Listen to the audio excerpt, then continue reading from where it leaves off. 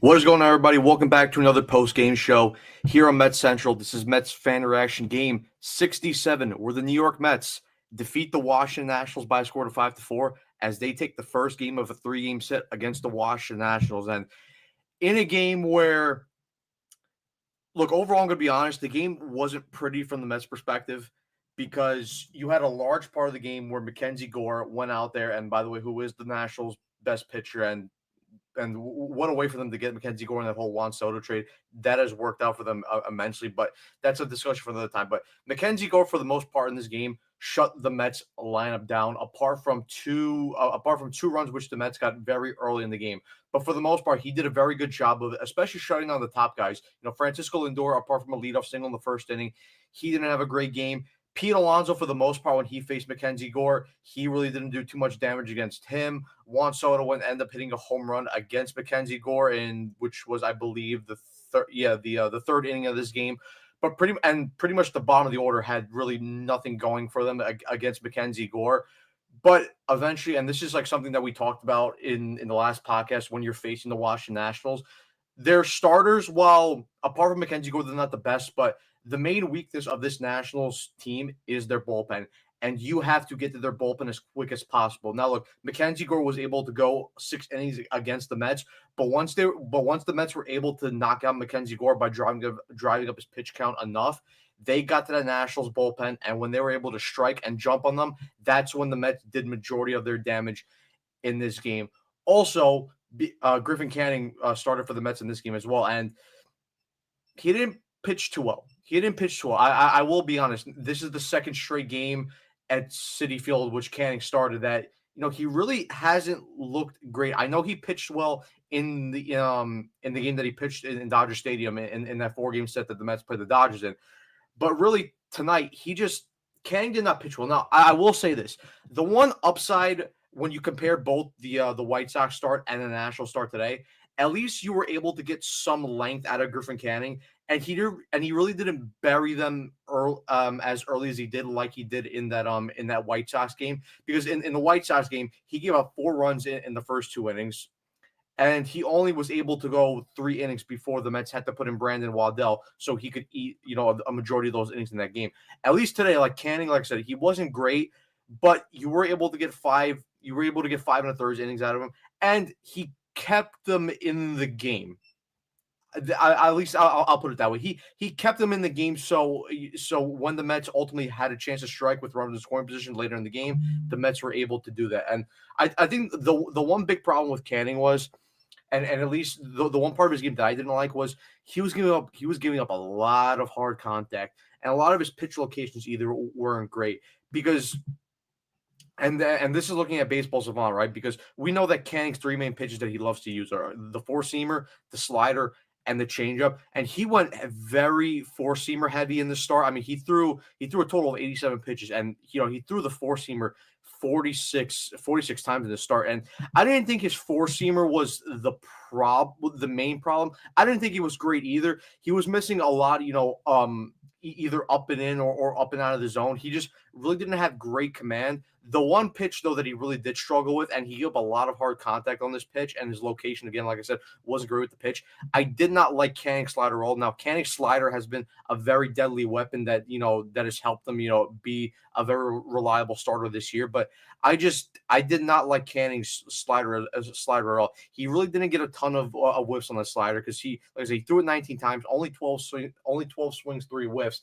And then the other part of Canning's game, which I didn't understand, was he really didn't throw the changeup at all. Now, the changeup has been, along with the slider, it's been a very effective pitch for Canning, because those are his main 2 breaking balls. And really, with the changeup, like I said, he didn't throw it a lot. And then when he did throwing it, he actually, was, he was actually pitching pretty well, and it was able to get through the Nationals order at least fairly comfortably. But yeah, for me, like I said, personally, I did not like Canning starting. Like I said, the only upside is he did give you some kind of length. I just did not like the fact that he was giving up so much hard contact, and he got killed a lot by the Nationals top of the order. Nathaniel Lowe ended up hitting a home run off him in the first inning. CJ Abrams, I believe, went 3 for 3 off of Griffin Canning, and then James Wood as well got a couple hits off Griffin Canning as well. So he severely struggled a lot, especially with the top of the Nationals order. But guys, before we get into the actual post game breakdown, make sure you guys, as always, leave a like and subscribe on the channel. We greatly appreciate your guys' support here on the channel. And also, make sure you guys hit the notifications bell to let you know anytime we upload a video or go live on the channel. But as I mentioned before, on the mound for the Mets today, it was Griffin Canning, and then on the mound for the Mets, it was on the mound for the Nationals, it was Mackenzie Gore. So to start off the inning, C.J. Abrams would hit a leadoff double to get the Nationals started. James Wood would then ground out. C.J. Abrams would advance to third base, and then Nathaniel Lowe would come up to the plate, and he would hit a two-run shot into right field to put the Nationals up 2-0. So quick start for the Nationals. Thankfully, no more damage would be done there, as both Josh Bell and Josh Bell ground out, and then Luis Garcia would strike out to end that inning. Move on to the bottom of the first. Francisco Lindor would hit a leadoff single. Starling Marte would fly out. Juan Soto would be called out on strikes, and then Pete Alonso would pop out to end that inning. So nothing going there for the Mets in that inning. Move on to the top of the second. Alex Cole will lead off the inning with a single. Robert Hassel would strike out. Kyber Ruiz would fly out. Jose Tena would then single. So first and second with 2 outs. Unfortunately, though, Canning could not get out of this inning unscathed, as C.J. Abrams would hit a double to put the Nationals up 3-0. Move on to the bottom of the second. Brandon, and then also on that play, there was a play at the plate where Juan Soto made a very nice play to tag out to throw out Jose Tena at the plate. So nice play to only to keep it a 3-run game at that point. We then move on to the bottom of the second. Brandon Nimmo would hit a leadoff single. Luis Torrens would then strike out. Tyrone Taylor would strike out. Brandon Nimmo would then successfully steal second base. And then thankfully, Jeff McNeil, who would have a big hit later in the game, he would hit a little bloop single in the center field. The Nationals outfielders could not get it to that. So Brandon Nimmo comes around to score, and that cuts the lead down to 3-1. And then Ronnie Mauricio would come up, and he would strike out to end that inning. Top of the third, James Wood with leadoff single.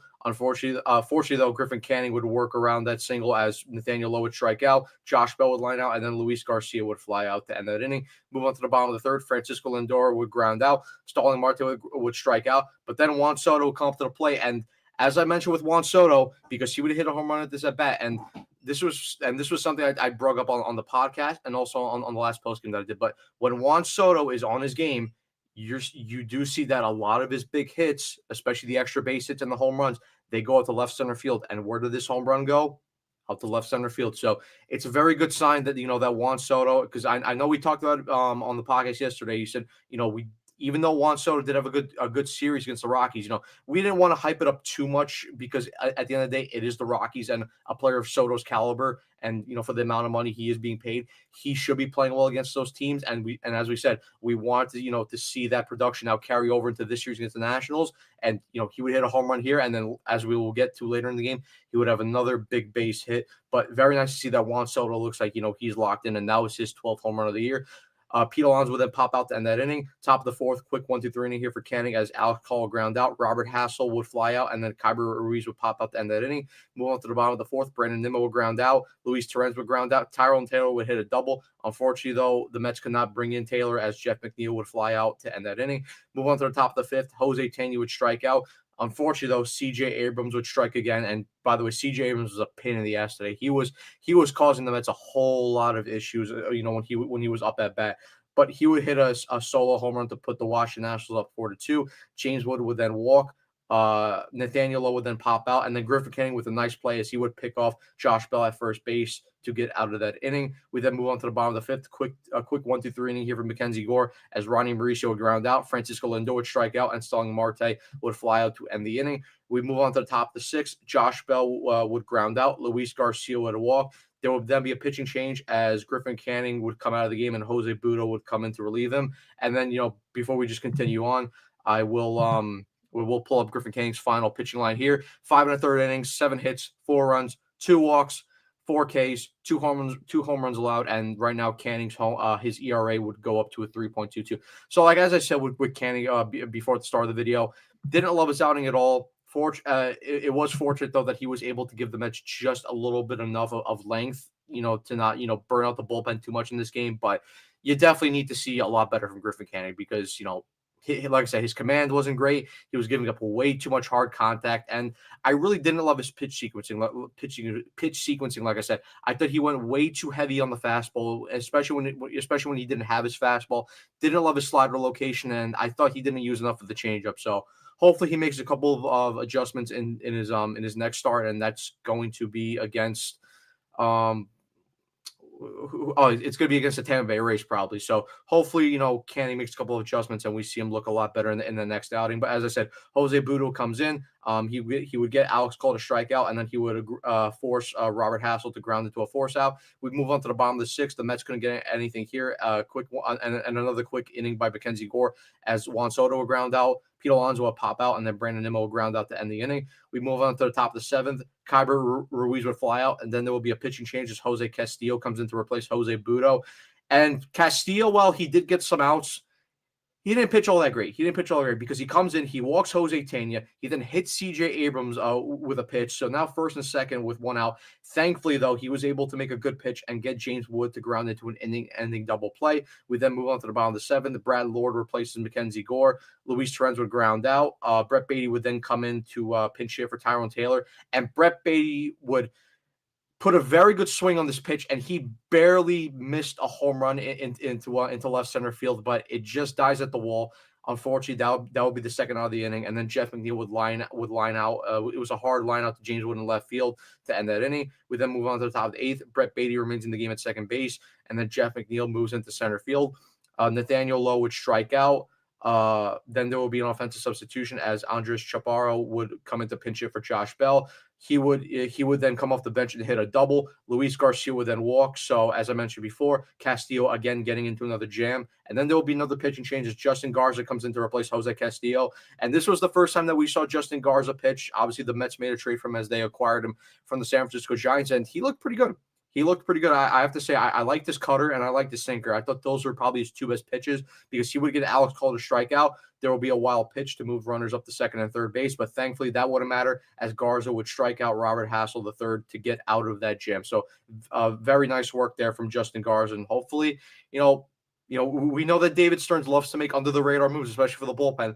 Hopefully this is another move, where Justin Garza, is able to come in and listen. Maybe he's not a long-term solution for this bullpen, but maybe hopefully for the short term until guys like Kranick and Nunez comes up, and when Brooks Raley comes back, hopefully Justin Garza could just come in here and do a job, and he did it here, and hopefully that continues. We then move on to the bottom of the eighth. There'll be a couple substitutions here for the Nationals. Chaparro would remain in the game as a designated hitter. Jacob Young would move into right field. Jacob Young would move into center field. Robert Hassel would move into right field, and then Jose Ferrer would come in to replace Brad Lord. Ronnie Mauricio strikes out. Francisco Lindor strikes out. So two quick outs here for the Mets. But then Starling Marte would walk, and then Juan Soto, again, like I mentioned before, he comes up clutch. And this was such a weird play, right? Because obviously I was at the game today. Me and Evan were both at the game, and we were sitting right behind the Nationals dugout. And from our perspective, because we were talking about this to each other, and from our perspective, when Juan Soto hit that ball into right field, I thought off the bat that was going to be a hard line out to right field, and I was like, "Fuck, man!" Again, Soto can't catch a break there, but thankfully, Hassel, who's more naturally center field, first of all, he reads the play terribly because that's probably a ball he should get to, but he reads the ball off the bat poorly, and then he makes a dumb diving decision because he made that diving decision, the ball would he wouldn't catch the ball, it would bounce past him, and thankfully with the ball bouncing past him, that allows Starling Marte to score from first base because Starling Marte, if Hassel was just able to play that ball on the hop like what he should have done, Marte probably does not score from first base. He probably ends up getting to third base only because we know that Marte is not really a good runner and his legs have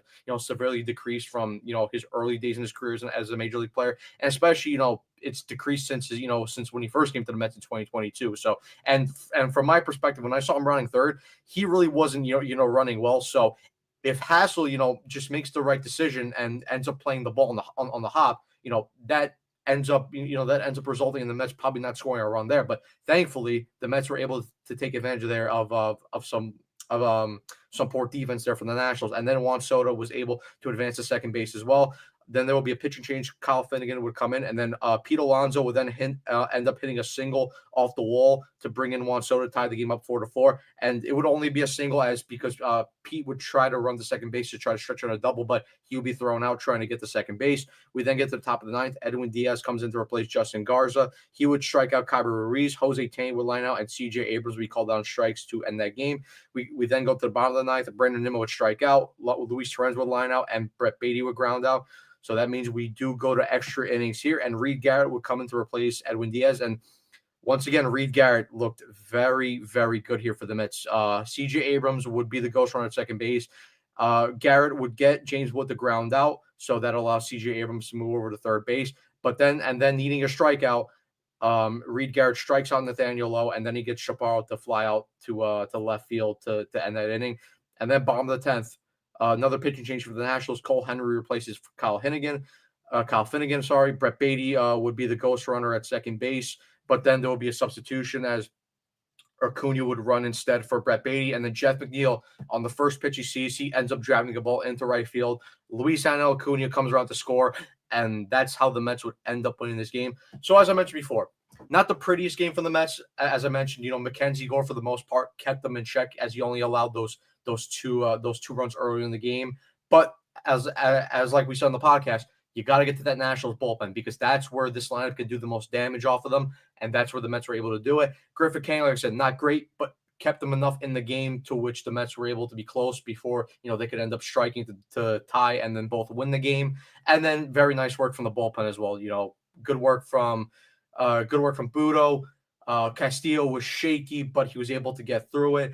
Garza pitched well as well, and then Diaz and Reed Garrett also pitched very good out of the bullpen as well. So overall, like I said, not pretty, but you take that win, and hopefully now with the hardest game out of the way and the hardest pitcher out of the way, hopefully now the Mets could end up sweeping. Like I said, I would still take a 2 out of 3, but just because you beat Mackenzie Gore and you took that first game of the set, I really do want to see a sweep here against the Nationals. And also good news as well as the Cubs would end up beating the Phillies as well. So now the Mets currently have a 5-game lead over the Phillies for first place in the NL East. So overall, a good night for the Mets, a very good night. So, and we'll see if that can continue into tomorrow. Tomorrow, a 7-10 start. David Peterson will be on the mound, and then Jake Irvin is on the mound for the Washington Nationals. So a very winnable game for the Mets tomorrow. So hopefully they could win the game tomorrow, take the series, and then, we'll go into Thursday and see what happens, especially with Kodai staying on the mound, So the Mets, like I said, they're in a good spot to now sweep this series. So, but they still have to go out there and do it. The Nationals are obviously a pesky team, as we saw tonight. They're capable of driving in runs. Their pitching, their starter-wise, they are solid, but, like I said, that bullpen is just not great at all. But, guys, before I get out of here, just going to go through your guys' comments, and then, we'll get out of here. Two Cats was going on a mad great win tonight. Soto, McNeil, and Alonso, and the boys in general doing what they had to do tonight. Yes, Big Cats as always. And listen, those guys, they need to keep doing what they're doing. And then also what I liked about the Mets as well. And listen, we kill them for not being very good with run score position today. And listen, the Mets didn't get a lot of chances to score today, but when they had the chances, the Mets were very effective today with run score position. They were 3 for 4, and they only left 4 men on base. So overall, for the offense, solid, and you do want to see more of that. Being hitting effectively with runners in score position. Hopefully, that can only continue. Two Cats also don't want to make this too long. You don't want to miss the big Kreider talk on Ranger Central. Yeah, definitely. Probably head over there now. But anyway, guys, that's gonna be it for me. Was always nice. It's always nice to go live with you guys and chat. And yeah, very nice win for the Mets. So.